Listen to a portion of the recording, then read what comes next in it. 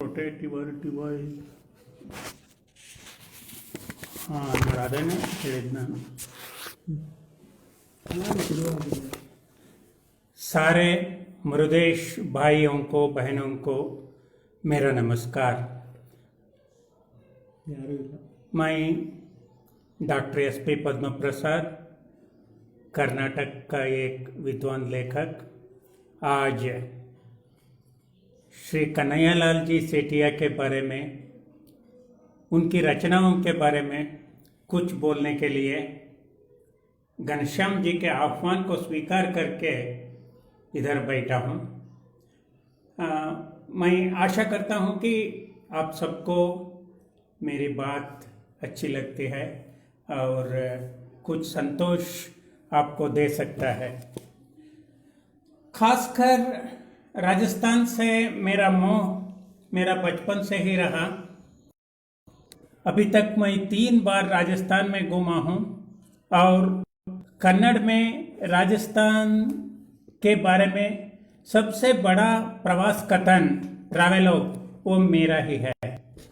आप शायद पहचान सकते हैं ये ऊपर की तस्वीर कहाँ की है. ये तो जोधपुर के उम्मीद महल की बाहरी दृश्य और वो इनर हॉल का है. पोर्टिको के नीचे जो हॉल है वहाँ का है. ये मेरा राजस्थान को मैं एक अलग तरीके से देखना शुरू किया एक लेखक के नाते. और ये मैं जब सारे भारत और लोग राजस्थान को मरुधर की दृष्टि से देखते थे, मैं उसको राजभवनों के राज्य की दृष्टि से देखना चाहा. और इसलिए मेरा ये किताब को मैं ಅರಮನೆಗಳ ರಾಜ್ಯದಲ್ಲಿ इस नाम से कहा. राज्यदली का मतलब होता है राजाओं के घरों के राज्य में, ऐसा होता है. द लैंड ऑफ पैलेसेस, ऐसे मैंने मेरे ये किताब का नाम रखा. ये 250 पेज का करीबन 50 चित्रों वाली किताब है. राजस्थान की वास्तुशिल्प, कला, लोक संगीत और रंगीला जीवन शैली, ये सभी मेरे को बहुत अपने चुंगल में ले लिए. शायद इसका कारण ये भी हो सकता है कि मेरा माँ का बाप राजस्थान से थे.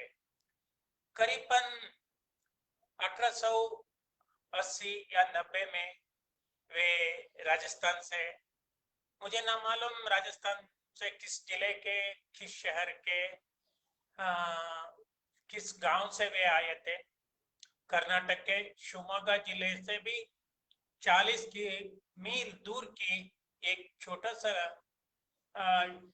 गांव में वे बसे. वहीं से एक लड़की की शादी की और उसके बाद वे गुजर गए. शायद 1917-18 में ही वे गुजर गए. मैं पैदा हुआ 1949 में, 1949 में. तो कोई भी हो सकता है, मगर एक धीरज लोगों का, बुद्धिमान लोगों का राज्य होने के नाते राजस्थान मेरे को आकर्षित किया. वहां के वीरों का कहानी मैं मेरा शाला दिन से ही सुनता आया. दासी पन्ना की, राणा प्रताप की, उदय सिंह की, रानी पद्मिनी की, ऐसे वैसे बहुत सारे. मगर ये महाकवि कन्हैयालाल सेठिया जी की परिचय मेरे को बहुत देर से हुआ. शायद कुछ 6-7 साल से पहले चेन्नई में रहने वाली उमराव सिंह सेठिया, जो उसी खानदान के हैं, वे हिंदू पत्रिका में सुजानगढ़ के माजी साहब के बारे में अंग्रेजी में एक लेख लिखे, जिसे पढ़कर मैं चौंक पड़ा। रानी साहेबा के दर्जा के एक महिला अकेले मुस्लिम भाइयों को, वो भी जो बहुत गरीब थे, उनको रक्षा देने के लिए स्वयं खड्ग छीनकर गेट में खड़ी हो गई और अपने वाड़े के नीचे उनको 1 साल तक वो रक्षा दी। ये एक अनोखी घटना है। तो तब मैं उनसे मेरा मित्रत्व बढ़ा और उनके भाइयों जो बेंगलोर में है उनका मित्रत्व बढ़ा। उनसे उनके द्वारा जयप्रकाश जी सेठिया जो महाकवि के सुपुत्र है, उनका दोस्त मिला और वे महाकवि के सारे कविता रचनाएं हैं, उनका 4 वॉल्यूम में जो प्रकाशित हुआ है, जुगल किशोर जी ने जो इसका संपादन किए हैं, ये मेरे को मिला। और इसी समय में कन्हैयालाल जी के व्यक्तित्व के बारे में मेरे को पता चला कि वो कितना त्यागी थे, कितने निस्वार्थी थे, कितने प्रामाणिक थे। 1939 में ही अपने 20 वर्ष की उम्र में वे गुरुदेव से मिलने के लिए शांति निकेतन गए और राजस्थानी भाषा का कुछ दोहा उनको पढ़ा कर दिखाए। तब गुरुदेव के आंखों में आंसू आए कि वे तब ही पहचाने कि राजस्थानी भाषा में कितना ताकत है, कितनी हृदय संपन्नता है, कितनी भावुकता है।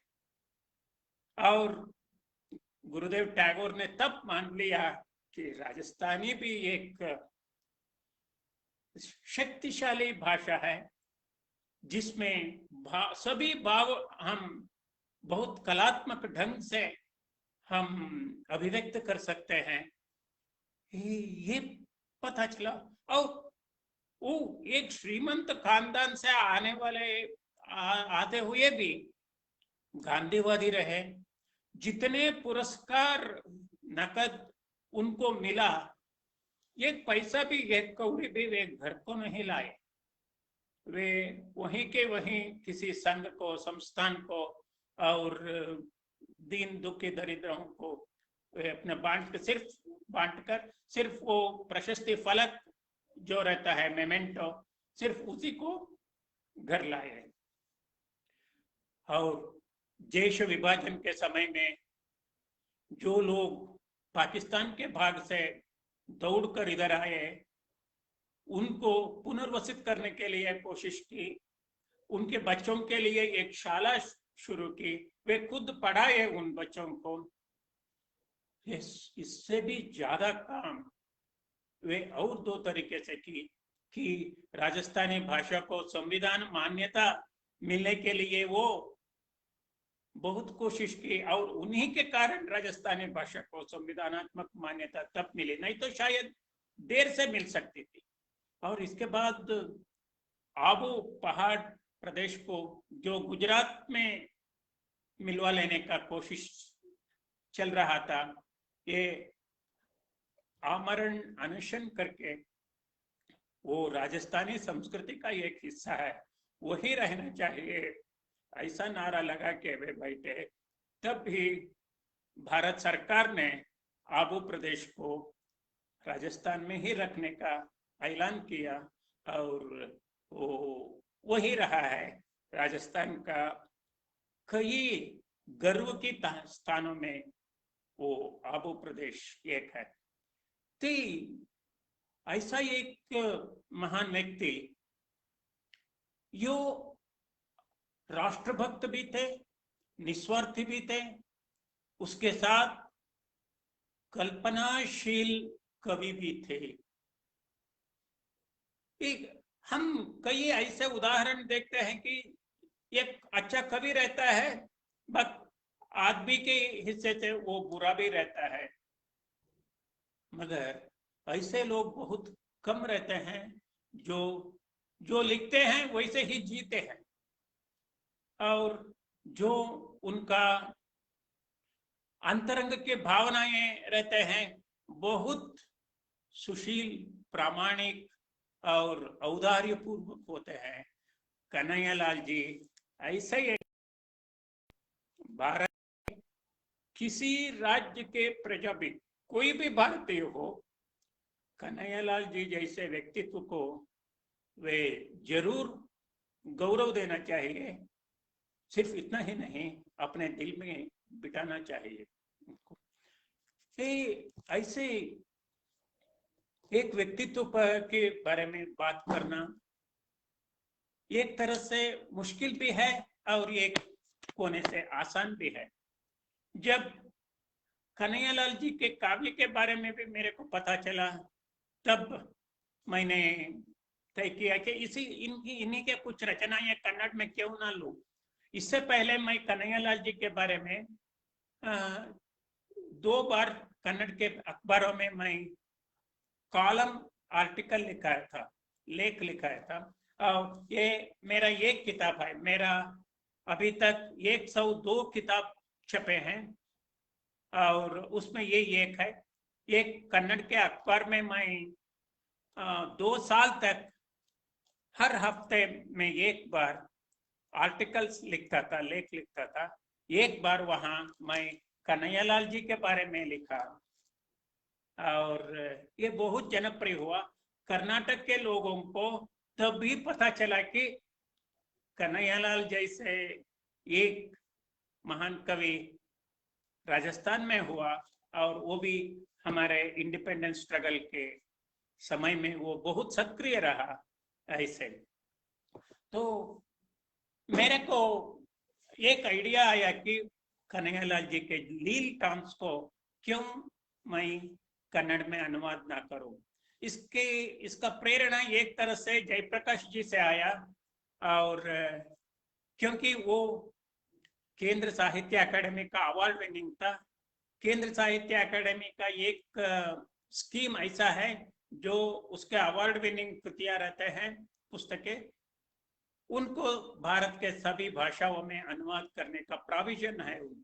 इसलिए मैंने एक प्रपोजल भेजा कि हमारे साहित्य अकादमी के दक्षिण भारतीय ऑफिस जो है बेंगलोर में, वहीं के सेक्रेटरी मेरे दोस्त थे, उन्हीं को प्रपोजल भेजा कि इस किताब को मैं, इस कविता संकलन को मैं कन्नड़ में अनुवाद करना चाहता हूँ, अनुमति दीजिए।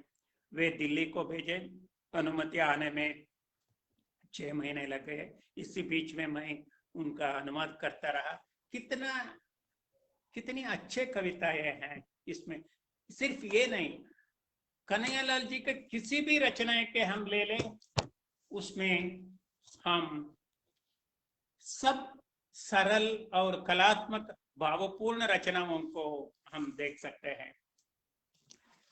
तो जब एकेडमी मेरा प्रपोजल को एक्सेप्ट किया, तब उसके बाद मैंने मेरा पांडुलिपि जो है अनुवादित, उसको मैंने उनको भेजा और वो बहुत देर होके इधर उनसे प्रकाशित हुआ।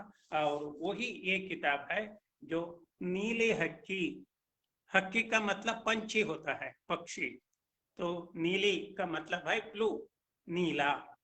तो लीलटांस का अनुवाद का नाम, ये बहुत अच्छे ढंग से इसका ये मुद्रण करवाए हैं, इसलिए मैं साहित्य अकादमी को बहुत आभारी हूँ। और मेरा विश्वास है कि इसके 2 प्रतियां जयप्रकाश जी को पहुंचे हैं। मैंने सुना कि जयप्रकाश जी का एक ऑपरेशन हुआ है। मैं भगवान से प्रार्थना करता हूँ कि महाकवि के ये सुपुत्र जरूर आरोग्यपूर्ण हो जाए और काफी लंबे जिंदगी वे और भी देखे कि महाकवि के कृतियों का प्रसारण करने में उनका बहुत समर्पित चेतना है। हम अभी इनकी रचनाओं के बारे में कुछ बोलने की कोशिश करेंगे कि ये राजस्थानी भाषा में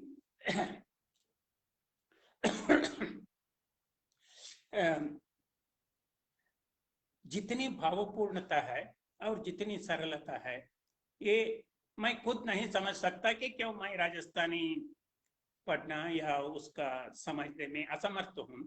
मगर उनका पूरा अनुवाद जो हुआ है हिंदी में और अंग्रेजी में, ये मेरा भाग्य है कि मैं हिंदी और अंग्रेजी को काफी अच्छी तरह से समझ सकता हूँ।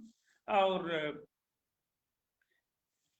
इसका इनका ये मनोभाव हमेशा अहिंसा की ओर रहा। उनका कविताओं का संकलन निग्रंथ में हम इसे पा सकते हैं। जैन सिद्धांत इनका मनप्रिय सिद्धांत था, वो महात्मा गांधी जी को भी मनप्रिय सिद्धांत था।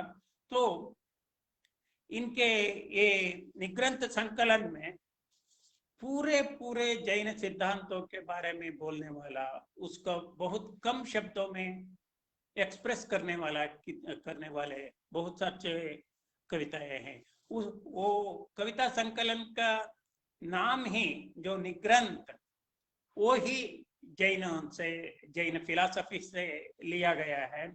तो इस संकल्प में शायद महावीर के जीवन और तत्वों को बहुत उनके चिंतन का प्रभाव इन कविताओं में बहुत ज्यादा है। तो वो एक कुछ कविताओं का शीर्षक ही उसे बताता है। देखिए, निर्वेद एक कविता का नाम है। महावीर भगवान के बारे में ही एक कविता है, निर्वेद, महावीर, अपरिग्रह, सिद्धशिला, अनेकांत, चंडकौशिक, नमोकार मंत्र, त्रिशला का स्वप्न, सीधे सीधे महावीर के जीवनी और उनके तत्वों पर आधारित है। इस कविता के, ये निग्रंथ कविता के अंत में देखिए कितनी सरल शब्द में, सिर्फ 7 शब्दों का एक भाग है उसमें।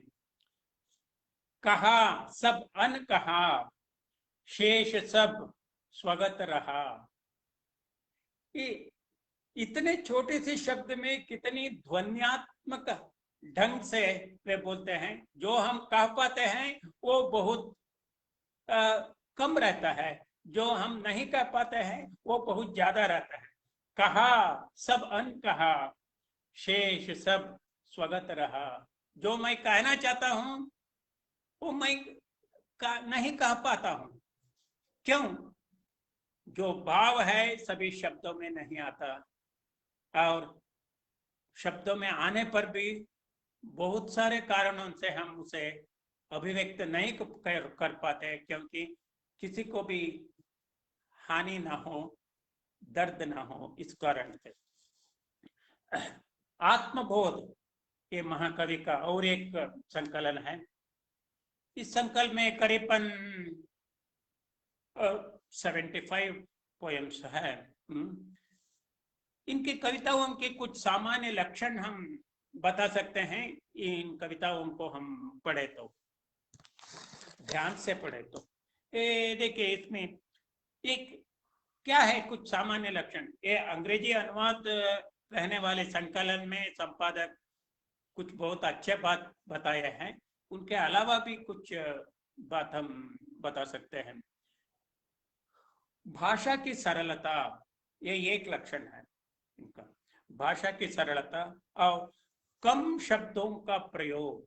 जैसे मैंने एक उदाहरण दिया निग्रंथ कविता के आखिरी भाग का, भाषा की सरलता और उसके बाद कम शब्दों का प्रयोग। ये कन्हैयालाल जी कभी शब्दों का दुरुपयोग नहीं करते, ज्यादा शब्दों का प्रयोग नहीं करते। जितने कम शब्दों में कहना हो सकता है उतने कम शब्दों में कहने के लिए वे चाहते हैं। वे शायद किस चीज का भी दुरुपयोग या व्यर्थ उपयोग अपने जिंदगी में ना किए, ऐसा मैं समझता हूँ। उनके पास शायद ज्यादा कपड़े का सेट भी नहीं रखे होंगे, ज्यादा पैसा अपने पास नहीं रखे। वे क्या रखे? मूल्यों को रखे, मानवीयता को रखे, हृदय संपन्नता को रखे। वो तो ये ऐसा जिसका शील रहता है, जिसका कैरेक्टर ऐसा रहता है, उसके कविताएं भी ऐसे रहते हैं। एक संस्कृत का वाक्य है, शीलस्य इयं शैली। कवि का रचना शैली कैसे रहते हैं, जैसे उसका शील है उसका उसका शैली रहती है। कन्हैयालाल जी की कविताएं इस बात का पूरे पूरे सबूत के रूप में रहते हैं। और आत्म परिषण पर आग्रह, कन्हैयालाल जी की कविता में अक्सर वे इस बात पर जोर देते हैं कि हर व्यक्ति आत्मा अपनी आत्मा का संशोधन करना चाहिए, आत्मा का परीक्षण करते चाहिए, अंतर निरीक्षण करना चाहिए, जो अंग्रेजी में हम इंट्रोस्पेक्शन बोलते हैं, वो करना चाहिए। तो एक एग्जाम्पल देखिए इसके लिए, सुना नहीं पर सुन अपने से, सुना नहीं पर सुन अपने से, तू अपने ही बोल। तुम्हारा अंतरंग क्या कहता है, अंतरात्मा क्या कहता है, इस पर इसको तुम सुनो।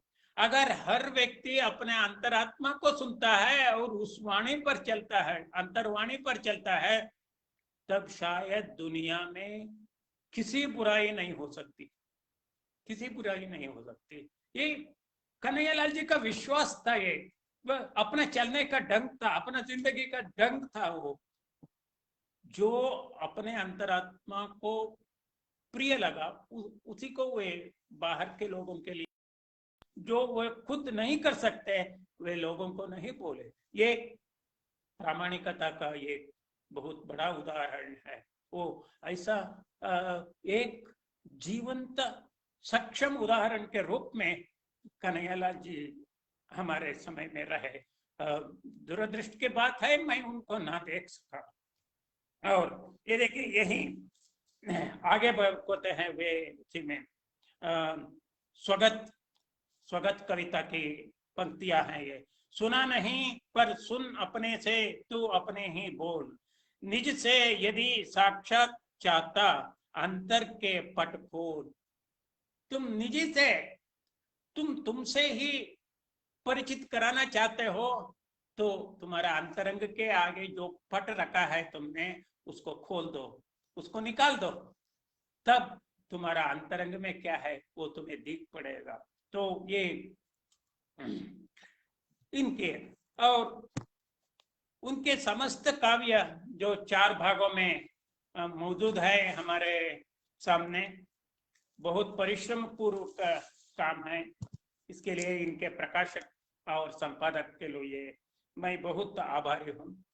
मैं चाहता हूँ कन्हैयालाल जी के बहुत सारे कविताएं अन्य भाषाओं में आना जरूरी है। सिर्फ अंग्रेजी और हिंदी में आने से वो काफी नहीं है, वो तमिल में आना चाहिए, तेलुगु में आना चाहिए, गुजराती में आना चाहिए, उड़िया असमी भाषा में आना चाहिए।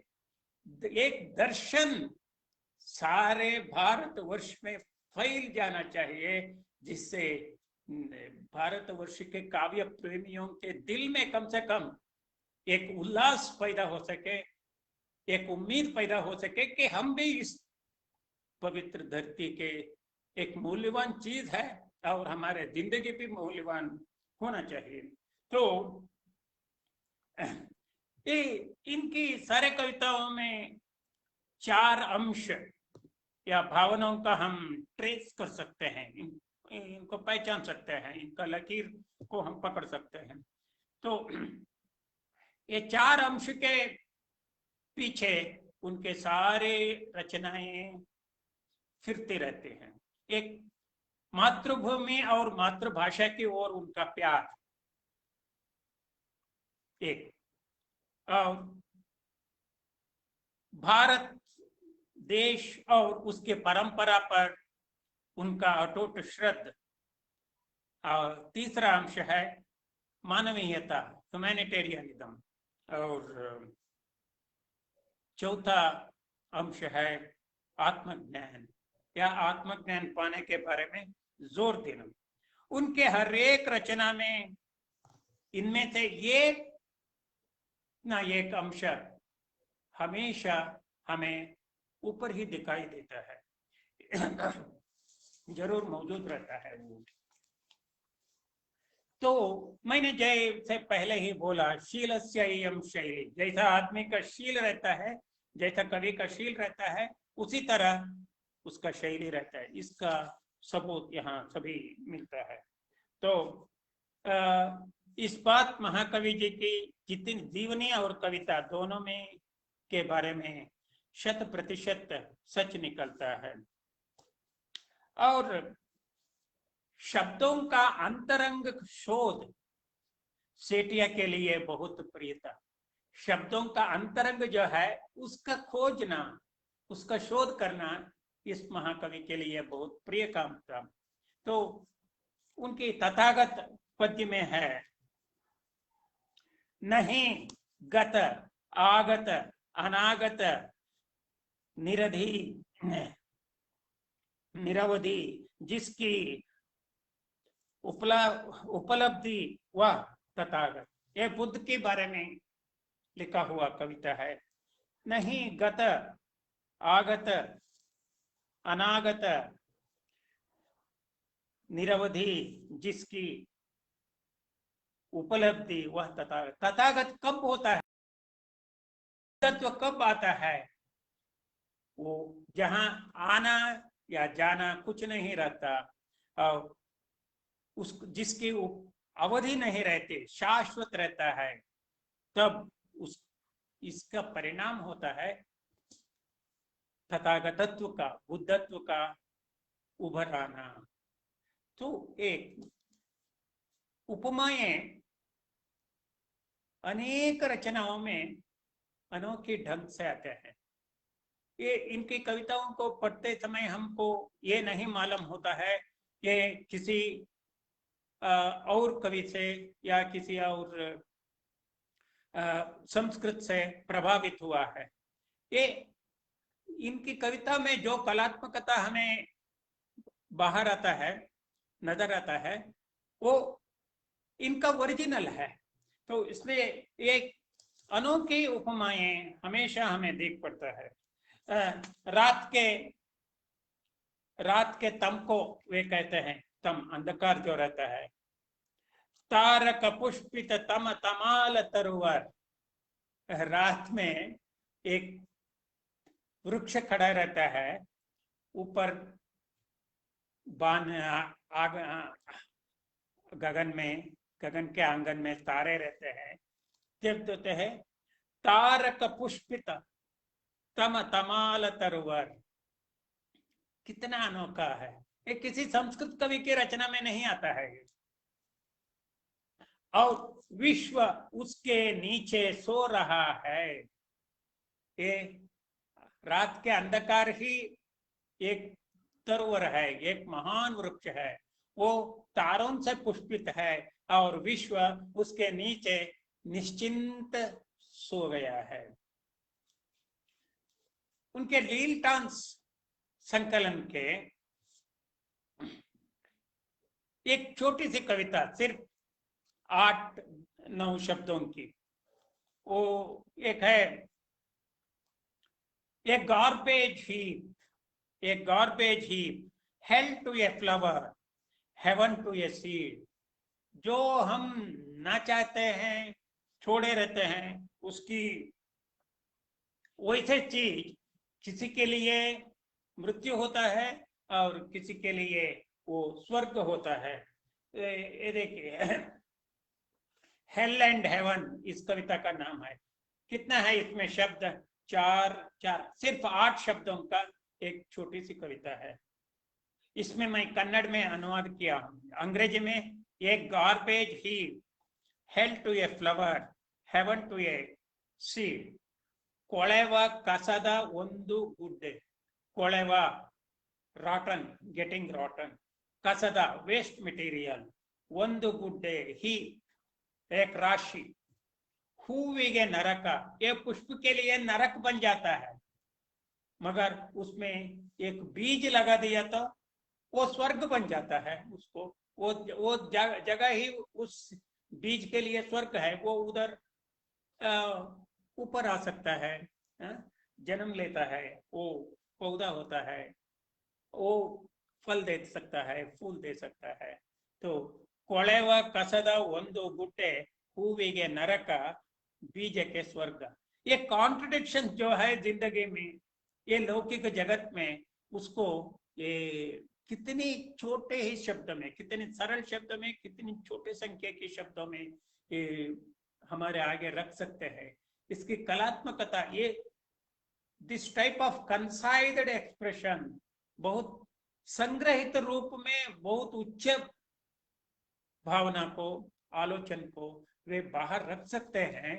ये अपूर्व प्रतिभाशाली को ही साध्य है।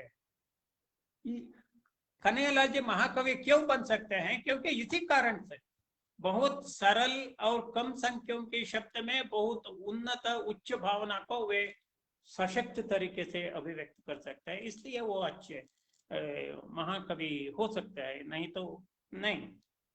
और जिंदगी और दुनिया के विरोधाभास, जैसे मैंने अभी अभी कहा, कॉन्ट्रडिक्शन जो रखते हैं हमारे जिंदगी में और ये दुनिया में, उसको ये बहुत प्रभावशाली ढंग से बाहर रख सकते हैं, अभिव्यक्त कर सकते हैं। एक कविता देखिए, प्रतिबिंब संकलन से। पंख तुम्हारा खग मेरा है, ये कैसा है अधिकार विभाजन। एक चीज एक के पास और उसके काम करने के लिए जो चाहा वो दूसरे के पास, मगर दुनिया है ऐसे ही। पंख तुम्हारा खग मेरा है, ये कैसा है अधिकार विभाजन। रूप तुम्हारा रूप तुम्हारा ढंग मेरा है, और स्वर्ग तुम्हारा जग मेरा है। तो ये कॉन्ट्रडिक्शन की चित्रण है। ये जो अनइवन डिस्ट्रीब्यूशन और अनलॉफुल डिस्ट्रीब्यूशन, इसको ऐसे बातों में वे कहते हैं। और जिंदगी में और जग में जो अखंडता है, वो अखंडता को कन्हैयालाल जी हमेशा देखते आए हैं। लहर नहीं है लहर, लहर में सागर भी है। जो भी चीज है इस दुनिया में या हमारे जिंदगी में, वो अपने आप में संपूर्ण नहीं है, वह स्वयंभू नहीं है, वो किसी एक का हिस्सा हो सकता है, एक पर एक डिपेंडेंट हो सकता है। इसलिए म्यूचुअल कोऑपरेशन, सहजीवन, परस्पर सहाय करना, ये बहुत जरूरी होता है। इसलिए वे कहते हैं, तो इधर लहर नहीं है लहर, लहर में सागर भी है। लहर में सागर भी है, मगर वो सागर से लहरों को निकालने पर नहीं हो सकता, निकालना नहीं हो सकता, ये है। तो ये कीट्स, जॉन कीट्स का एक कविता है, वोट टू ए स्काइलार्क। मैं जब इंग्लैंड गया था, कीट्स को घर जाके देखा, वो बहुत छोटे उम्र में गुजर गया, उसने 26 में ही वो गुजर गया, वो बात अलग है। मगर उसका एक प्रसिद्ध कविता है, वोट टू ए स्काइलार्क। वो स्काइलार्क नामक का पक्षी के बारे में वो पहले अपने कविता शुरू करता है, बर्ड दो नेवर वर्ड, तुम पक्षी है ही नहीं। उसके बाद उसने कहना शुरू करता है, वो पक्षी समय का प्रतीक है, काल का प्रतीक।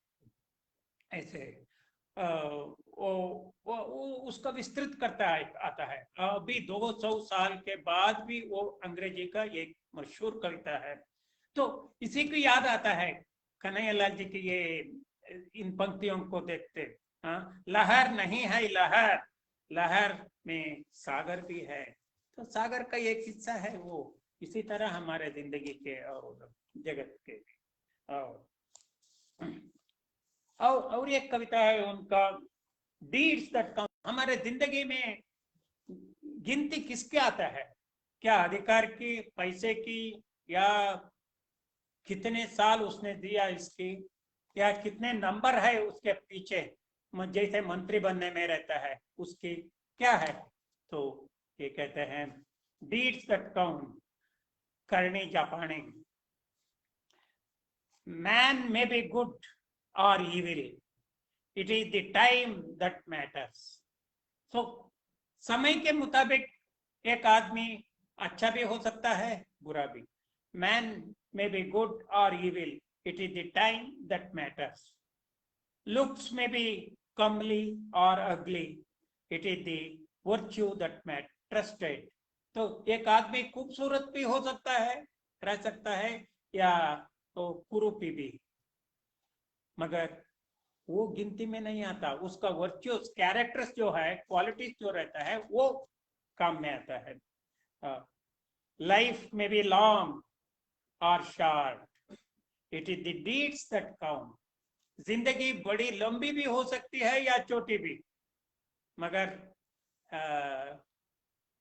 ये गिनती में क्या आता है, वो अपने जिंदगी में क्या काम किया. हमारा ये सौभाग्य है, कन्हैयालाल जी लंबे जिंदगी भी जिए और बहुत अच्छे काम भी किए. ये दोनों तरह से पे उनकी जिंदगी सार्थक रहा और राजस्थान के लोगों के लिए एक गर्व की बात भी रहा वो. तो और उसके उनके और एक कविता है, ये लील टाउन संकलन में ही है, कि एक द विलेज है, एक गांव. ये गांव का संबंध जो है रहता है, सबको सब चीज मालूम रहता है उधर. किसके घर में कितने ऊंट है और वो कितने लोग हैं, उनके बाल बच्चे क्या करते हैं, और हर एक पंछी का, दरख्त का परिचय वो गांव के लोगों को रहता है. इस तरह का मानवों में और मानव और उनके परिसर में जितना संबंध गांव में रहता है उतना शहर में नहीं रहता. उनका कविता द विलेज ये इस सभी डिटेल्स देता है. हम